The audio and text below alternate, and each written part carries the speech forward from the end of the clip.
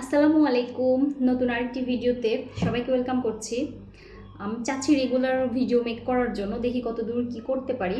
আর আজকে ভিডিওটা কিন্তু রাত্রি থেকেই শুরু হচ্ছে, কারণ আজকে আমি সারাদিন বসেছিলাম যে আমার জামাই মাছটা কিনে আনবে, বাজার করতে বলেছিলাম, কিন্তু সে একা কখনোই বাজারে যায় না, প্যারা দেয় আমাকে। সন্ধ্যার দিকে এসে বাজারে নিয়ে গেল, মাছ কিনে আনলাম। এখন মাছগুলো পরিষ্কার করব, কাটাকাটি তো করে নিয়ে আসছি, পরিষ্কার করব। মশলা নেই, একদম টাটকা টাটকা মশলা বেটে সেগুলো দিয়ে রান্না করব।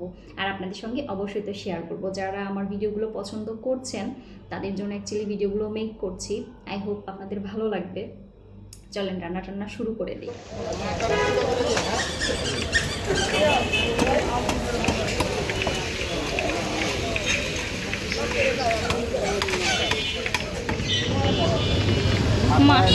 হ্যাঁ, না না, এতটুকু না, আর একটু। হ্যাঁ হ্যাঁ, এটা ঠিক আছে। মাছ কিনে আনলাম, অনেকদিন ধরে ইচ্ছা করছে যে রুই মাছ আর কচুর মুখি দিয়ে খাবো, কিন্তু কেনা হচ্ছিল না। ইচ্ছা করেই কিনছিলাম না, যে না টাটকা টাটকা কিনে সেই দিনই রান্না করব, ফ্রিজে আর রাখবো না। এই জন্যই আমি নিচ্ছিলাম না, যে যেদিন মাছ কিনে আনবো সেই দিন একদম তাজা মাছ কেটে নিয়ে এসে সেই দিনই রান্না করব। সেই দিন মাছের যে টেস্টটা পাওয়া যায় তারপরে কিন্তু আর পাওয়া যায় না। আর আমি যেহেতু অনেক মাছ পছন্দ করি, এই জন্য মাছের টেস্ট সম্বন্ধে আমার একটু বেশি ভালো ধারণা আছে মনে হয়। আজকে অনেক বড় রুই মাছ নেইনি, মিডিয়ামটাই নিয়েছি। এটাও 1.5-2 কেজির কাছাকাছি ছিল। এই যে মাছের মাথাটা ঠিক এরকম বড়ই রাখবো।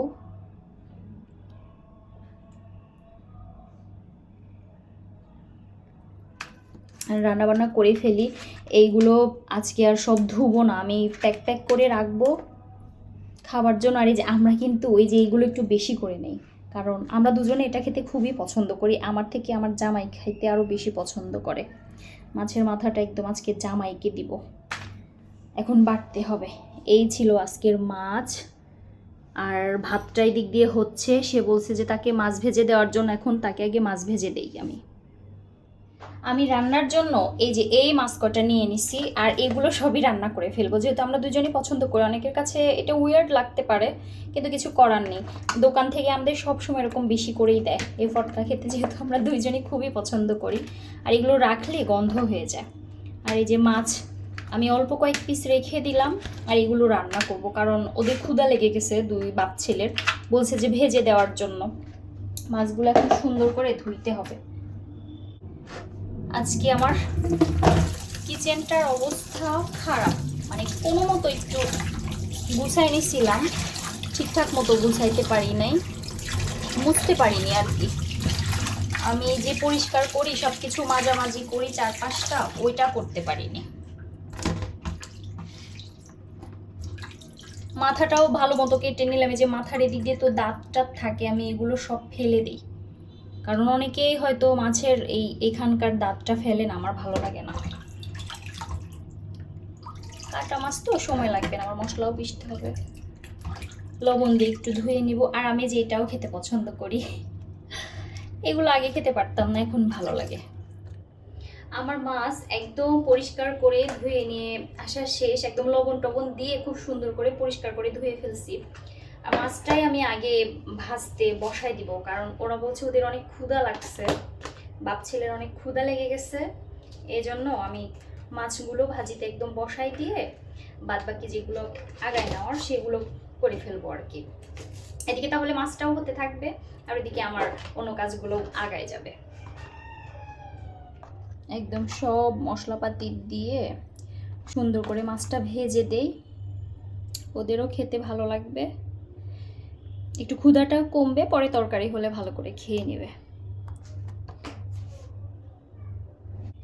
আর আমি কিন্তু মাছ ভাজাতে সব সময় যেরকম বাটা মশলা দিই, এই যে জিরা বাটাটা, এগুলো সব কিছু দিয়ে রান্না করলে অনেক বেশি ভালো লাগে। এজন্য আমি সব এগুলো দিয়ে দিই, মানে এত সুন্দর স্মেল আসে যে শুধু মাছ ভাজার দিয়েই ভাত খাওয়া যায়। এটা সব সময় যাদেরকেই করে খাওয়াইছি বলছে যে মাছ ভাজাতে এত সুন্দর স্মেল।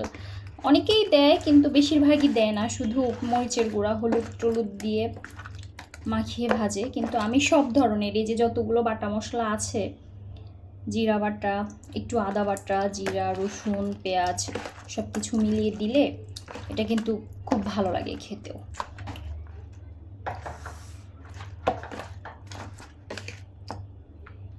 বিসমিল্লাহ বিসমিল্লাহ বলে চুলাটা জ্বালাই দেই। বিসমিল্লাহ। মাছটা ভাজি করে দিলে তাও একটু শান্তি পাবো।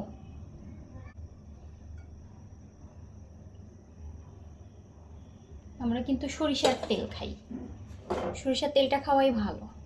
সরিষার তেলটা খেয়ে মানে গ্যাস্ট্রিকটা অনেকটাই কম, না হলে তো আমার খুবই গ্যাসের প্রবলেম। তেলটা গরম হয়ে গেছে, বিসমিল্লাহ বলে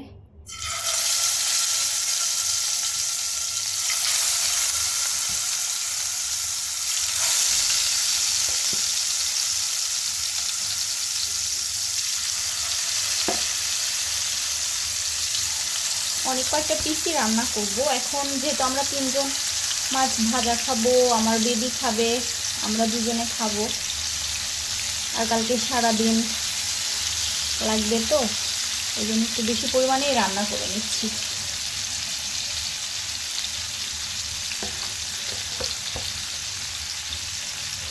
মাথাটা শুধু বাকি থাকলো, এটাকে আলাদা করে ভাজতে দিতে হবে, এটার আর জায়গা হলো না। একদম তরতাজা মাছের এই একটা জিনিস ভালো লাগে, যে মাছটা ভাজতে দিলে চুলার উপর দিলে কিন্তু এরকম বাঁকা বাঁকা হয়ে যায়, আর এই মাছটা খেতে বেশি মজা লাগে। এদিকে এটা তো হচ্ছে, এখন আমি সবজিগুলো একটু কাটি। আজকে আমার কচুরমুখী দিয়ে খেতে খুব ইচ্ছা করছে, আজকে না অনেকদিন ধরে ইচ্ছা করছে কচুরমুখী দিয়ে খাবো, তাই আজকে আমি কচুরমুখীও কিনে নিয়ে আসছি। আমি তো গেলাম বাজারে, তো দেখে শুনে ভালোটাই নিয়ে আসছি। ওটা এখন তাহলে আমি কেটে নিই, আর ওদিক দিয়ে হয়ে যায়। রাতের বেলায় রান্না করাটা আগে ভালো লাগতো, এখন আর ভালো লাগে না। এই জন্য আজকে আমি কিছুই করব না, শুধু মাছ ভাজি করে নিব, সাথে আর একটা তরকারি করব। তাছাড়া চাইছিলাম যে কাঁকরোলগুলো নিয়ে আসছিলাম যে একটু ভাজি খাবো, কিন্তু আমার আর ধৈর্যে কুলাচ্ছে না। কাঁকরোলগুলো খুব সুন্দর, একদম গ্রিন, মানে এত সুন্দর কালারটা দেখেই ভালো লাগছে, এই জন্য অল্প করে নিচ্ছি, যেহেতু খাওয়া হয় না, তো এই জন্য অল্প না, তাও ভালো, নষ্ট করতে আমি পছন্দ করি না। উঠিয়ে ফেলি, আর কিছু কচুরমুখী কেটে নিই। কচুরমুখীগুলো ভালোই আছে, আসলে এগুলো পানি লাগলে আবার নষ্ট হয়ে যায়, তো কেমন যে আছে বুঝতেছি না। বৃষ্টির মধ্যে কিনে নিয়ে আসা যেমন হয় তাই ভালো। মাছটা কি এটাতেও লেগে গেছে?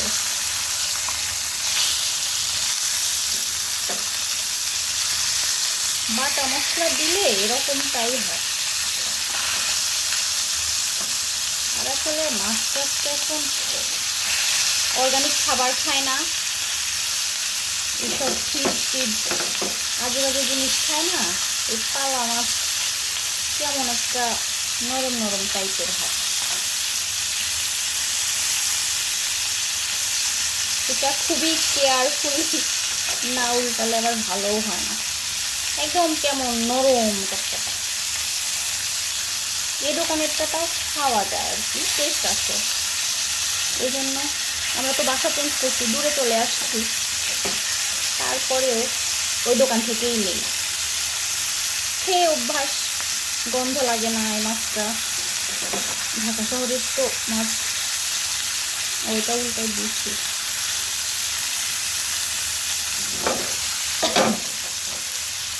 আস্তে আস্তে এটা কোনো মতো হতে থাকে। কাটি এখন এটা, জানি না যে কচুরমুখীগুলো যে কেমন হবে না হবে, বুঝতেছি না।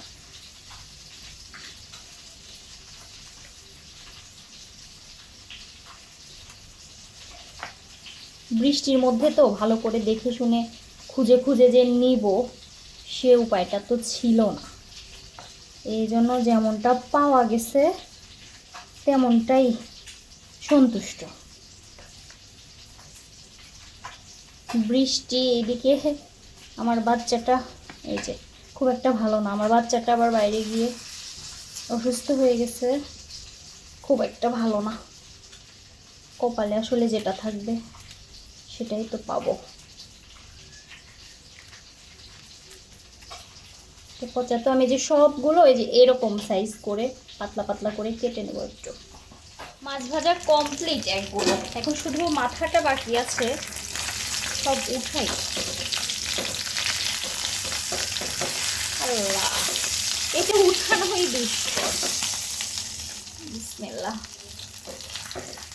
এটা উঠানোটাই এত পরিমাণে টাফ।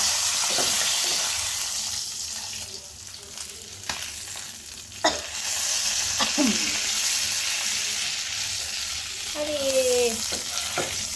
যেগুলো ভালো একদম কড়া ওইগুলো ওদেরকে খেতে দিব, ওর বাবার যেটা ভালো লাগবে সেটা খাবে। আমার ছেলের তো পেটি।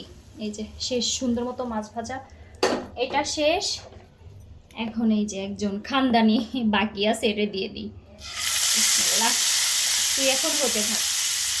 ভাজা শেষ, ভাতটাও আমার হইছে, ভাতটা একটু আলগা করি,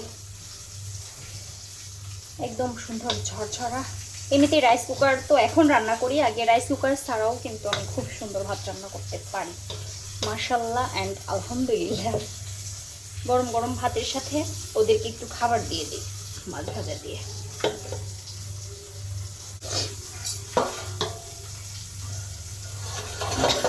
বিসমিল্লাহ, একটুখানি দিয়ে দিই।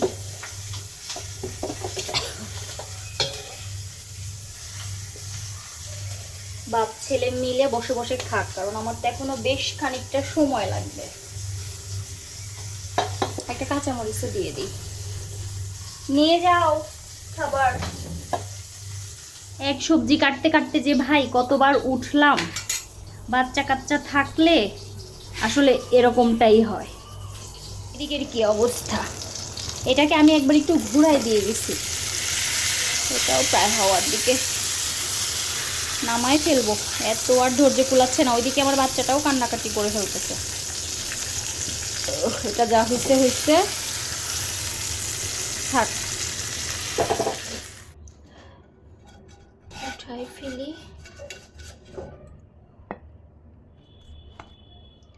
বিসমিল্লাহ, তো করছো কেন?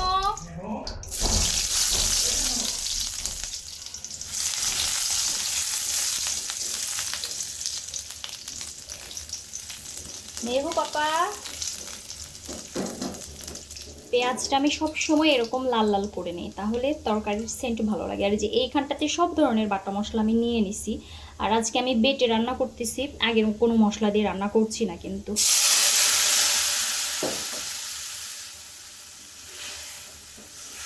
এই জন্য স্প্যাচুলা দিয়ে কাজ করতে বিরক্ত লাগে, পিছলা যেখানে সেখানে রাখা যায় না। ভালো করে কষতে থাকবে এটা। মশলাটা পারফেক্টলি কষানো শেষ, কচুগুলো দিয়ে দিচ্ছি এখন।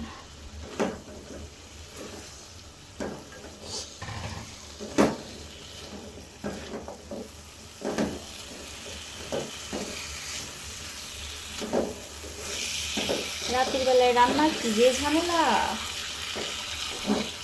এখন আর রাতে রান্না করি না। একটা সময় ছিল রাতে ছাড়া সময় পেতাম না।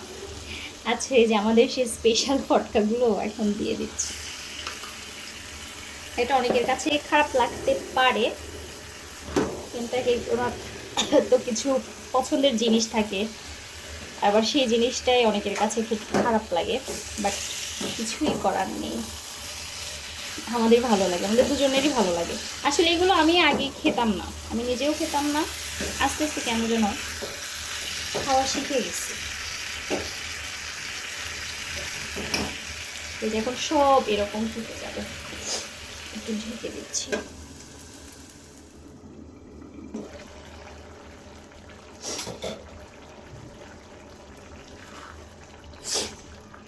সবগুলো ছোট হয়ে গেছে।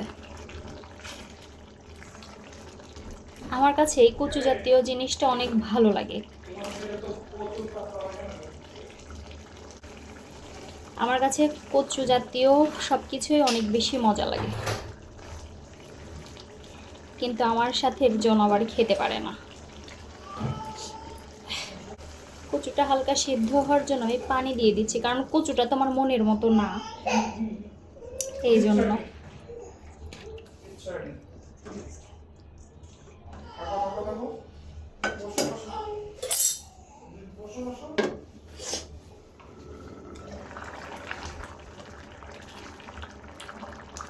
কচুটাতে আমি খুবই হতাশ হয়েছি, ভালো হয়নি। যেমন হয়েছে হয়েছে, পানি দিয়ে দেই। কচুটা সিদ্ধ হতে যেহেতু পানি লাগবে, এজন্য একটু আমার বেশি পরিমাণে পানি দিতে হচ্ছে। একবারে পানি দিয়ে মাছগুলো দিয়ে দেই।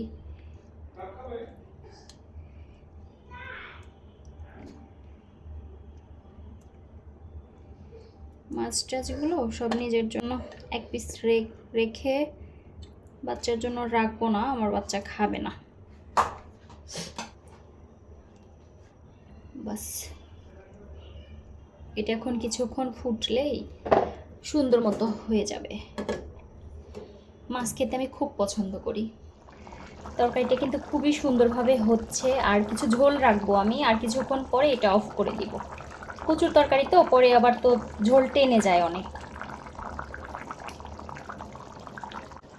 এদিক দিয়ে রান্না হচ্ছে আর এই দিক দিয়ে পিছনে আমার অনেক কাজ।